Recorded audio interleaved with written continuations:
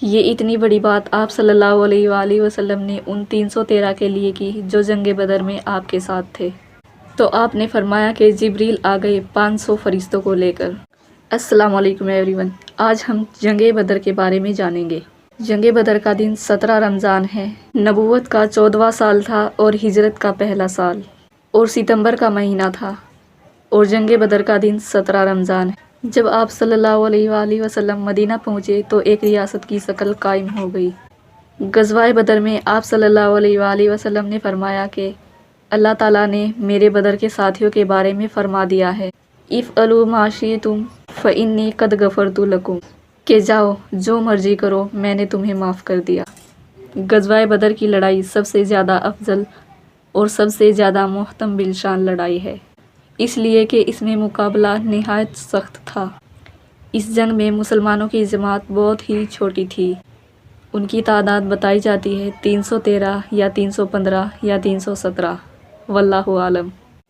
ان کے پاس صرف 3 گھوڑے تھے، 6 یا 9 زرہیں اور 8 تلواریں تھیں، اور 70 اونٹ تھے۔ ایک ایک اونٹ پر کئی آدمی باری باری سوار ہوتے تھے، اور کفار کی جماعت 1000 کے قریب تھی، جن میں 100 گھوڑے اور 700 اونٹ اور لڑائی کا کافی سامان تھا۔ اسی وجہ سے وہ لوگ نہایت اطمینان کے ساتھ بازوں اور گانے والی عورتوں کے ساتھ میدان میں آئے، اور ادھر نبی صلی اللہ علیہ وآلہ وسلم کی جماعت کافی چھوٹی تھی اور نہایت ہی کمزور تھی، کیونکہ وہ جنگ کے ارادے سے نہیں آئے تھے اور نہ ہی ان کے پاس جنگ کا سامان تھا۔ آپ صلی اللہ علیہ وآلہ وسلم نے دونوں جماعتوں کا اندازہ فرمایا تو اللہ سے دعا مانگی کہ یا اللہ، یہ مسلمانوں کے پاؤں ہیں، تو ہی انہیں سواری دینے والا ہے۔ یہ ننگے بدن ہیں، تو ہی انہیں کپڑے پہنانے والا ہے۔ یہ بھوکے ہیں، تو ہی ان کا پیٹ بھرنے والا ہے۔ یہ فقیر ہیں، تو ہی ان کو غنی کرنے والا ہے۔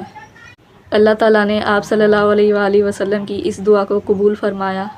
یہ اتنی بڑی بات آپ صلی اللہ علیہ وآلہ وسلم نے ان 313 کے لیے کی جو جنگ بدر میں آپ کے ساتھ تھے۔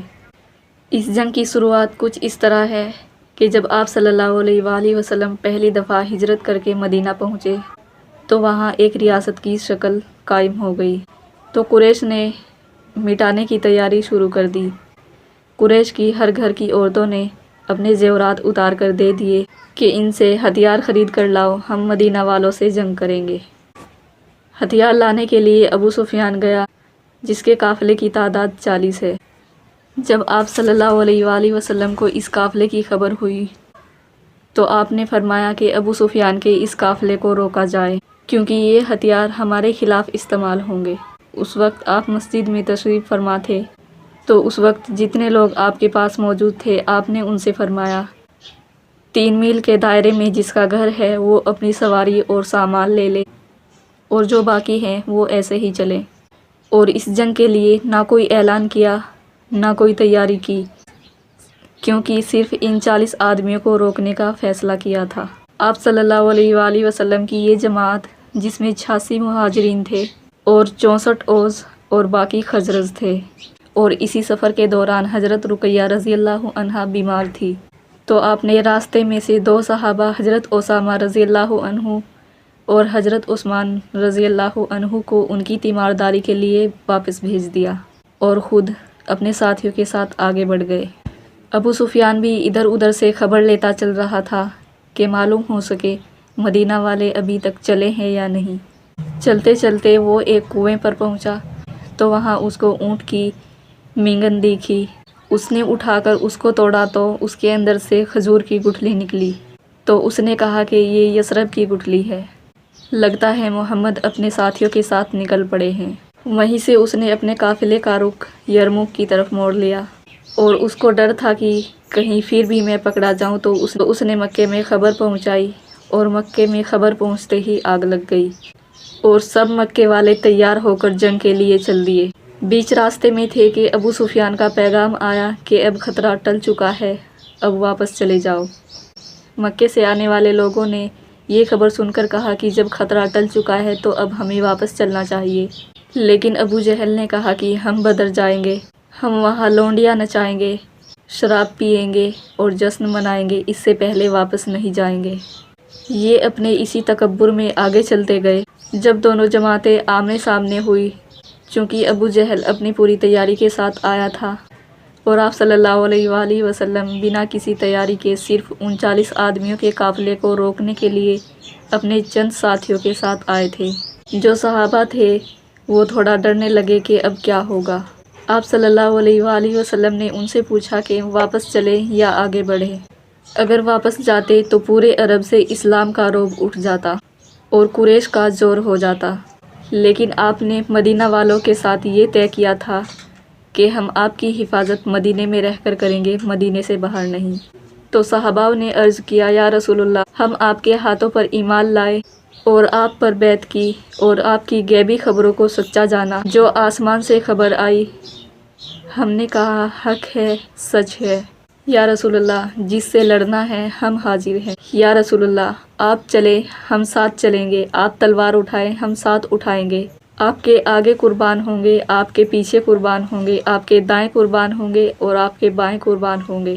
ہماری لاشوں سے گزر کر کوئی آپ کے پاس پہنچے گا، ویسے کوئی نہیں پہنچے گا۔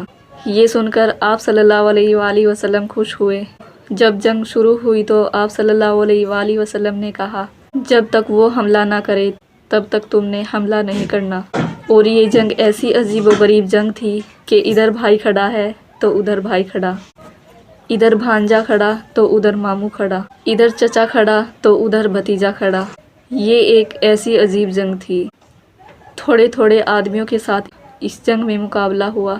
آپ صلی اللہ علیہ وآلہ وسلم کی جماعت میں سے حضرت علی اور حضرت عبید اور حضرت حمزہ رضی اللہ عنہ آئے اور ابو جہل کی فوج میں سے ولید، شیبہ اور عتبہ آئے۔